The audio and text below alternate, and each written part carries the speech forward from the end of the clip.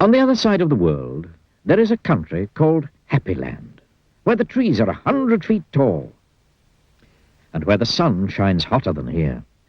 And, as you might very well expect, everybody who lives in Happy Land is as happy as the day is long.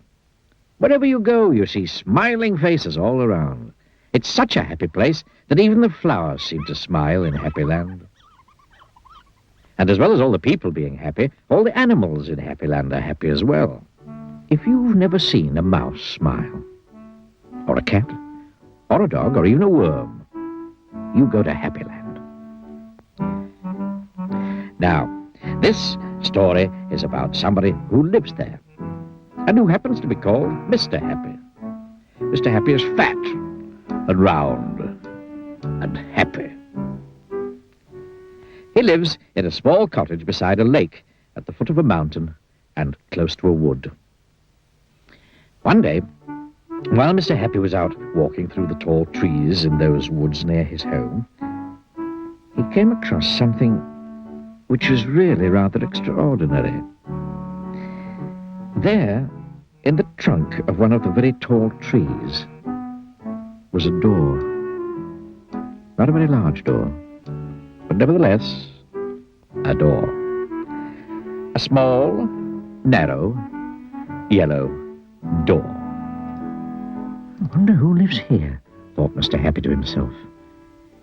And he turned the handle of that small, narrow, yellow door. The door wasn't locked, and it swung open quite easily. Mr. Happy squeezed his rather large body through the rather thin doorway. Just inside the small, narrow yellow door was a small, narrow, winding staircase leading downwards. The stairs went round and round and down and down and round and round and down and down. Eventually, after a long time, Mr. Happy reached the bottom of the staircase. He looked around and saw, there in front of him, another small, narrow door, but this one was red. Mr. Happy knocked at the door. "Who's there?" said a voice. Sad, squeaky sort of voice. "Who's there?" Mr. Happy pushed open the red door slowly. And who do you think he saw? There, sitting on a stool, was somebody who looked exactly like Mr. Happy, except that he didn't look happy at all. In fact, he looked downright miserable. "Hello, Mr. Happy." "I'm Mr. Happy." "Oh, how are you indeed?" sniffed the person who looked like Mr. Happy but wasn't. "Well, my name's Mr. Miserable, and I'm the most miserable person in the world."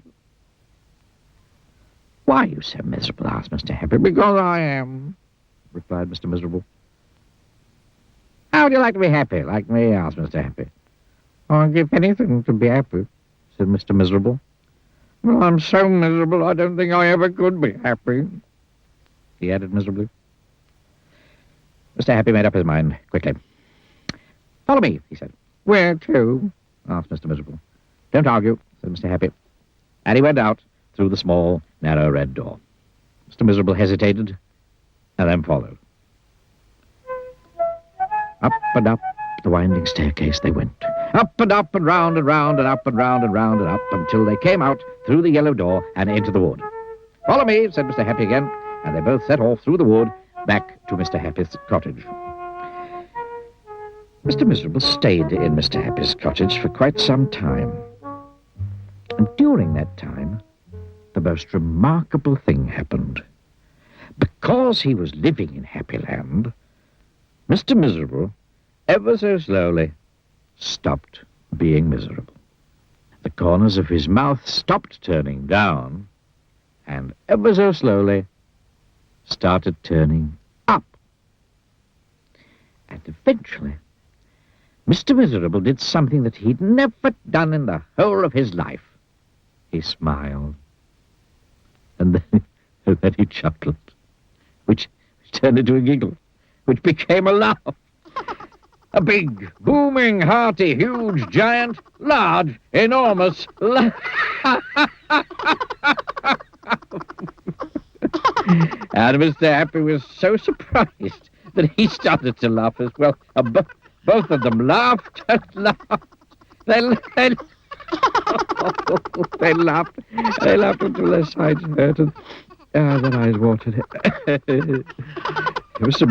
Miserable laughed and laughed and laughed. And Mr. Happy laughed and laughed and laughed. And because they were laughing so much, everybody who saw them started laughing as well. Even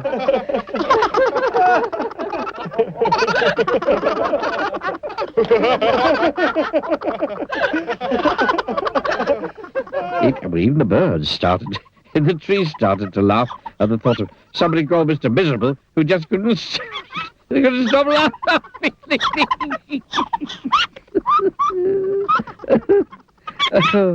That really is the end of the story. Except to say that if ever you feel as miserable as Mr. Miserable, well, you know exactly what to do, don't you? Just turn the corners of your mouth up. Go on. Try it.